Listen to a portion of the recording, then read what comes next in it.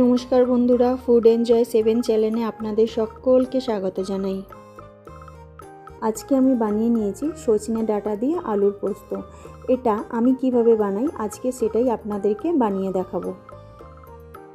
কড়াতে 3 চামচ সরষের তেল নিয়েছি। তেলটা গরম হলে ওর মধ্যে দিয়ে দিলাম হাফ চামচ কালো জিরে আর 3টে মাঝারি সাইজের আলুকে লম্বা করে কেটে নিয়েছি, সেটা দিয়ে দিলাম। আলুগুলোকে 3 থেকে 4 মিনিট ভেজে নেব।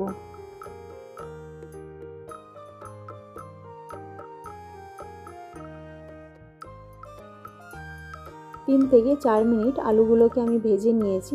এরপর দিয়ে দেবো কেটে ধুয়ে রাখা সজনে ডাঁটাগুলো। এখানে আমি 6টা সজনে ডাঁটা ব্যবহার করেছি।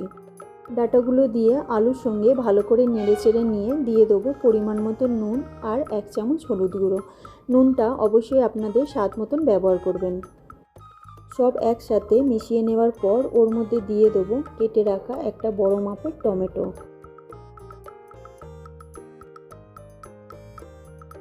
এবার ডাঁটা, আলু আর টমেটোটাকে খুব ভালো করে নেড়েচেড়ে নিয়ে ঢাকনা দিয়ে আরও 2 মিনিট মতন এগুলোকে আমি ভেজে নেব।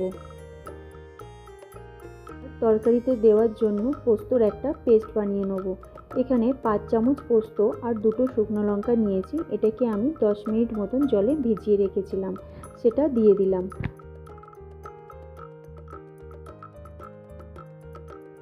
দিয়ে দিলাম 3টে রসুনের কোয়া আর দিলাম 2টো কাঁচা লঙ্কা।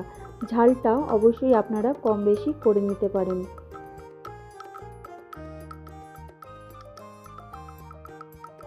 2 মিনিট বাদে দেখুন টমেটোটা সেদ্ধ হয়ে গেছে আর আলু আর সজনে ডাঁটাও কিন্তু অর্ধেকটা সেদ্ধ হয়ে গেছে। বাকিটা 1 গ্লাস জল দিয়ে সেদ্ধ করে নেব। দিয়ে দিলাম ছোট গ্লাসের 1 গ্লাস জল দিয়ে নেড়েচেড়ে নিয়ে ঢাকনা দিয়ে গ্যাসের ফ্লেমটাকে মিডিয়ামে রেখেই 5 থেকে 7 মিনিট মতন এটাকে রান্না করে নেব।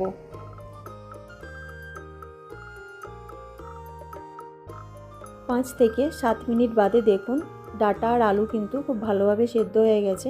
এবার ওর মধ্যে দিয়ে দিলাম পোস্ত বাটা। পোস্ত বেটে রাখা সেই বাটির মধ্যেই একটুখানি জল নিয়ে সেটাকেও দিয়ে দিলাম।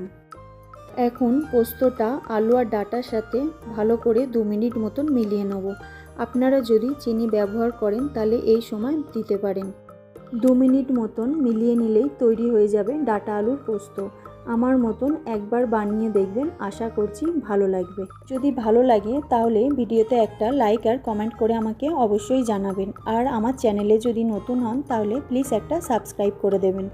দেখা হবে আরও একটা অন্য ভিডিওতে। সবাই খুব ভালো থাকবেন।